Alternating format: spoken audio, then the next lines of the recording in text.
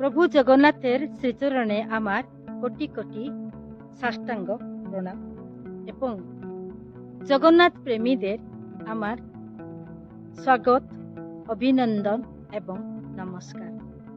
ভক্তবন্ধু, যখন রাখেন অনন্ত, কি করতে পারে বলবন্ত?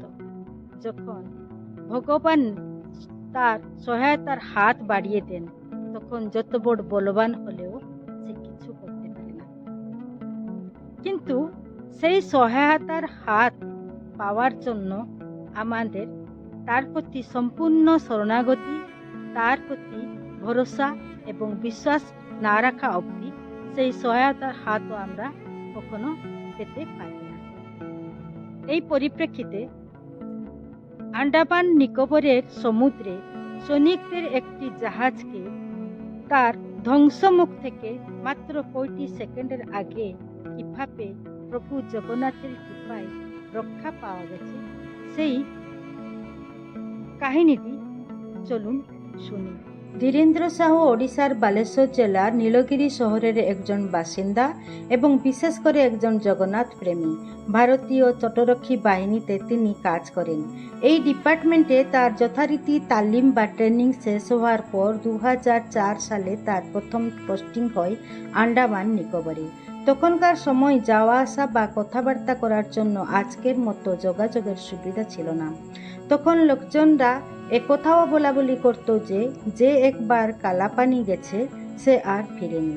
এত কথা শুনেও দেশের সেবা ও নিজের বাবা মার প্রতি কর্তব্য পালনের জন্য ধীরেন্দ্রবাবু আন্দামান নিকোবরে জয়েন করার জন্য মুম্বাই থেকে ট্রেনে চেন্নাই এলেন। চেন্নাই থেকে তিনি জাহাজে গেলেন আন্দামান নিকোবরে। তখন তার সাথে এই ডিপার্টমেন্টের অন্যান্য জওয়ান বন্ধুরাও ছিলেন। আন্দামান নিকোবরে পৌঁছানোর পর তার বন্ধুরা যে যার পোস্টিং হওয়া নির্ধারিত জাহাজে চলে গেল। ধীরেন্দ্রবাবুর জাহাজের নাম ছিল রানী লক্ষ্মীবাই। তখন মোবাইল বা টেলিফোনের ব্যবস্থা ছিল না। কখনো কেমনি ল্যান্ডফোন বা এসটিডি বুথ থেকে তিনি নিজের প্রতিবেশীর বাড়ি ফোন করে মায়ের সাথে কথা বলতেন। কিছুদিন সেখানে থাকার পর তিনি জানতে পারলেন যে অল্প দূরে পাহাড়ের উপর প্রভু জগন্নাথের একটি মন্দির আছে। এ কথা জেনে তিনি খুব খুশি হলেন এবং মাঝে মাঝে গিয়ে মহাপ্রভুর দর্শন করে আসতেন। মনে হতো কাছে আত্মীয় স্বজন থাকুক বা না থাকুক, মহাপ্রভু তো আছেনই। এই মহাসান্ত্বনা নিয়ে তার দিন খুব ভালোভাবে কেটে যেত। সেদিনের ঘটনা 2004 সাল ডিসেম্বর 25 তারিখ, খ্রিস্টমাস ডে।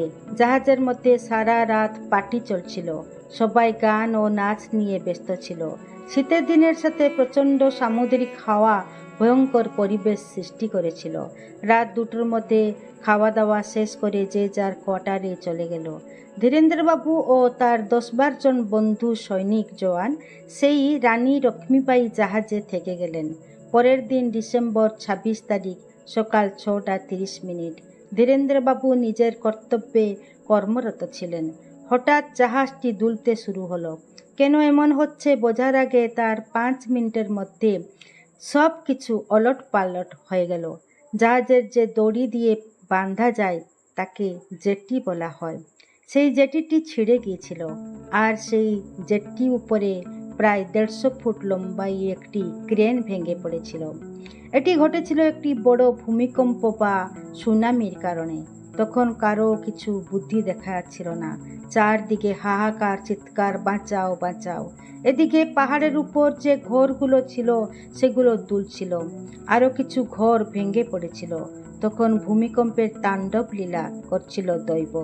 এদিকে ধীরেন্দ্রবাবু যে জাহাজে ছিলেন, রানী লক্ষ্মীবাই জাহাজটি বিনা চালকে এদিক ওদিক ভেসে যাচ্ছিল।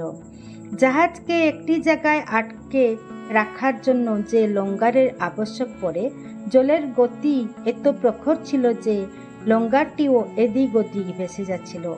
মাছ ধরা বোট ও ট্রলারগুলিও খরস্রোতে ভেসে যাচ্ছিল। ঠিক সেই সময় ধীরেন্দ্রবাবু ও তার বন্ধু জওয়ানরা তাদের মৃত্যুকে দেখতে পেরেছিল চোখের সামনে। সমুদ্রের মধ্যে একটি গর্ত সৃষ্টি হয়ে সেখানে জল ঘূর্ণি সৃষ্টি হয়েছিল। আর সেই জল ঘূর্ণির 40-50 ফুট দূরে ধীরেন্দ্রবাবু তার বন্ধুদের সাথে রানী লক্ষ্মীবাই জাহাজে জলকুনির দিকে এগিয়ে যাচ্ছিলেন। সবাই চিৎকার করছিল, কিন্তু কিছু উপায় ছিল না। কিছু উপায় না পেয়ে জওয়ানরা হাত দুটো উপরের দিকে তুলে রক্ষা করো মহাপ্রভু, রক্ষা করো মহাপ্রভু বলে চিৎকার করছিল। জওয়ানদের আর্ত চিৎকার মনে হয় প্রভু জগন্নাথের কাছে পৌঁছেছিল। প্রভু জগন্নাথের কি অলৌকিক লীলা দেখুন। রানী লক্ষ্মীবাই জলকুনির কাছে পৌঁছানোর 40-50 সেকেন্ডের পূর্বে হঠাৎ বিপরীত দিক থেকে একটি বিরাটকায় ঢেউ এসে রানী লক্ষ্মীবাইকে ঠেলে দিল অন্য একটি দিকে। ঢেউর প্রভাবে জলঘূর্ণির ভেতরে জল ভরে ঘূর্ণিটি ভেঙে গেল। মহাবিপদ টলে গেল। সবাই রক্ষা করো জগন্নাথ, রক্ষা করো জগন্নাথ বলে উঠল, জয় জগন্নাথ, জয় জগন্নাথ, হরি বল, হরি বল, জয় জগন্নাথ, জয় জগন্নাথ, হরি বল, হরি বল। এই চিৎকারে ফেটে পড়ছিল রানী লক্ষ্মীবাই জাহাজ।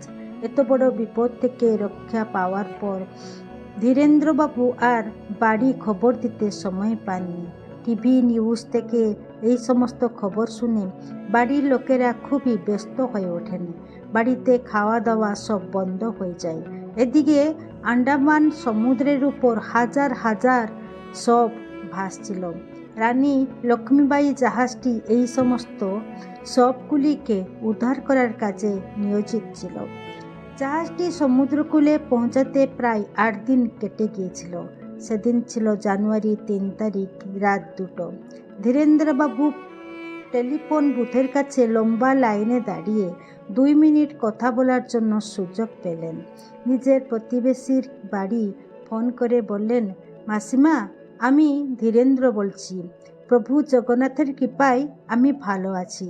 প্রভু আমায় বাঁচিয়ে দিয়েছেন। আমার মাকে একটু বলে দেবেন। একথা শুনে মাসিমা খুব জোরে কেঁদে উঠলেন। বললেন, বাবারে, তুই ভালো থাকিস। তোর আর ওই কালা পানিতে থাকার কোনো দরকার নেই। তুই চলে আয়, আমাদের চোখের সামনে থাক। এই রকম ভগবানের উপর সম্পূর্ণ নির্ভরশীল হয়ে ডাক দিলে তিনি অবিলম্বে আমাদের ডাকের সাড়া দেন। জয় জগন্নাথ।